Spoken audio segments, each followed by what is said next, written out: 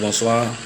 Voilà, je me permets de vous recontacter une fois de plus pour partager avec vous cette incroyable vision que le Seigneur Dieu a permis à son serviteur de voir, c'est-à-dire l'apôtre Jean.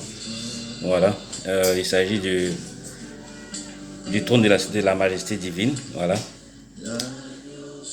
autour duquel il a vu 24 vieillards et 4 êtres vivants. Voilà. J'ai souhaité qu'on échange un peu sur cette extraordinaire vision. D'accord? Nous allons essayer de la décortiquer par la force de l'esprit pour comprendre ce que cet infatigable serviteur du Seigneur a bien pu voir. Même si nous n'avons pas également eu la chance de voir exactement ce qu'il a vu. Voilà. Le Seigneur est fidèle et permet à tous ceux qui le cherchent fidèlement de comprendre un peu. Voilà. Donc sans plus tarder, nous allons prendre nos Bibles.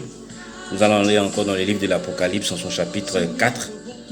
D'accord, verset 11, dont je vous fais la lecture. Après cela, je regardais et voici une porte était ouverte. C'est Jean qui parle. Dans le ciel. La première voix que j'avais entendue, comme le son d'une trompette, et qui me parlait, dit, monte ici, je te ferai voir ce qui doit arriver dans la suite. D'accord? Aussitôt, je fus ravi en esprit, et voici, il y avait un trône dans le ciel, et sur ce trône, quelqu'un était assis. C'est l'esprit qui approche toujours l'élu. C'est l'esprit de Dieu qui approche toujours celui que le Seigneur a oint pour lui présenter les choses, et non le contraire. D'accord? Donc le Seigneur révèle cette partie-là à son serviteur. Au verset 3, il dit, celui, Jean maintenant qui s'exprime en nous disant ce qu'il est en train de voir. Celui qui était assis avait l'aspect d'une pierre de jaspe et de sardoine. La pierre de jaspe et de sardoine est une pierre précieuse, d'une couleur rouge vive. D'accord? Voilà. Donc Jean nous révélait ici que ce qu'il voyait était à peu près était de cette nature-là. D'accord? Et le trône était environné de l'arc-en-ciel semblable à de l'émeraude. C'est pour témoigner de la beauté de ce que Jean a vu. D'accord? Et autour du trône, je vis 24 trônes. Et sur ces trônes, 24 vieillards assis, revêtus de vêtements blancs, et sur les têtes des couronnes d'or. À ce stade de la vision, Jean nous révèle qu'il voit 24 trônes autour du trône central. D'accord? Dont les personnages sont habillés en vêtements blancs et revêtus de couronnes d'or. Et il précise encore en disant que du trône sortent des éclairs, des voix et des tonnerres.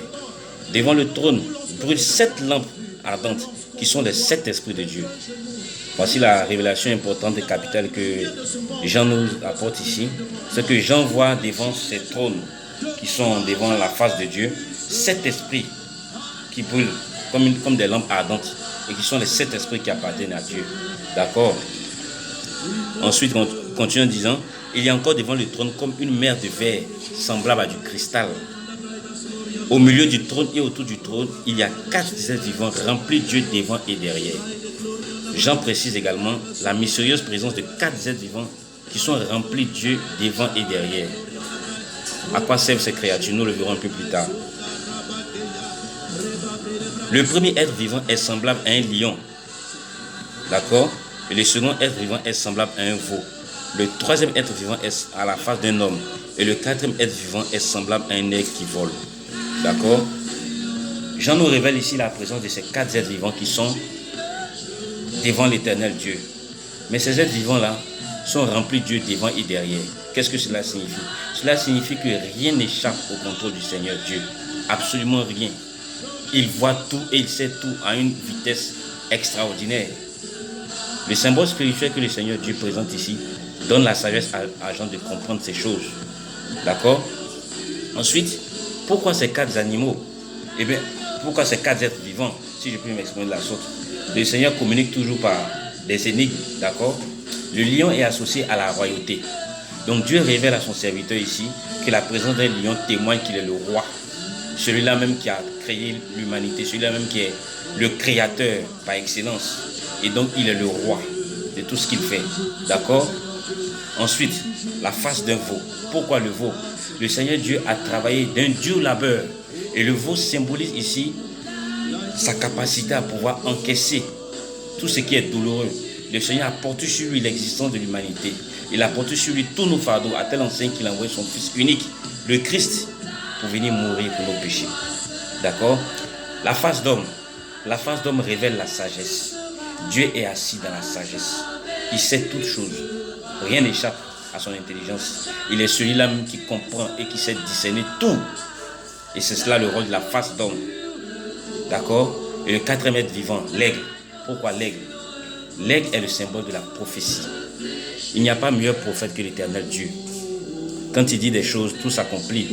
Regardez en Genèse, quand il a béni Abraham, qu'est-ce que s'est-il passé? Je te ferai père d'une multitude. Abraham a été aujourd'hui le père d'une multitude. D'accord?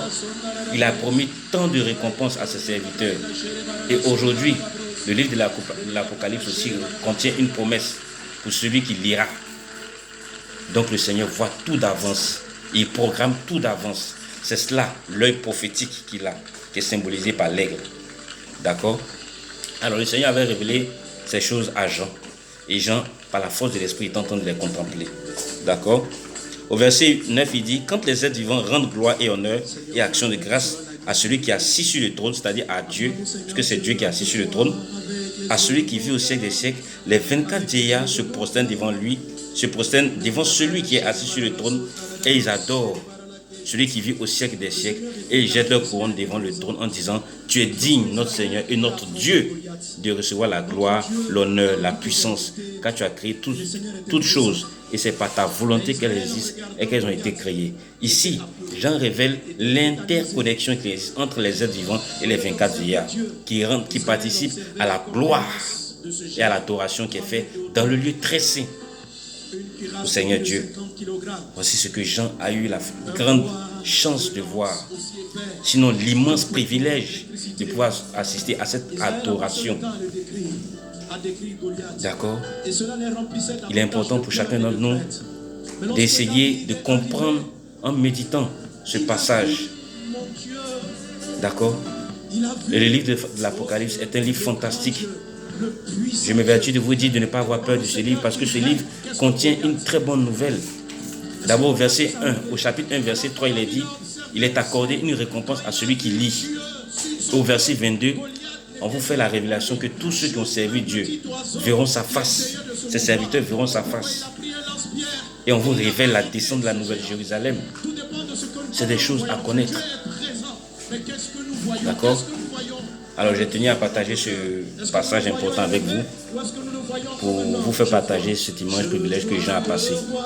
J'espère que vous avez bien compris. J'espère que vous aurez l'amour de ce livre et qu'ensemble, nous découvrons encore beaucoup plus de choses que le Seigneur nous révèle dans ce fabuleux livre de l'Apocalypse. D'ici là, je vous souhaite une très bonne nuit. Je vous souhaite beaucoup de courage dans les temps difficiles que nous traversons et que la puissance et l'autorité et la gloire du Seigneur Jésus reposent sur chacun d'entre vous dans le nom suprême du Saint-Esprit. Amen.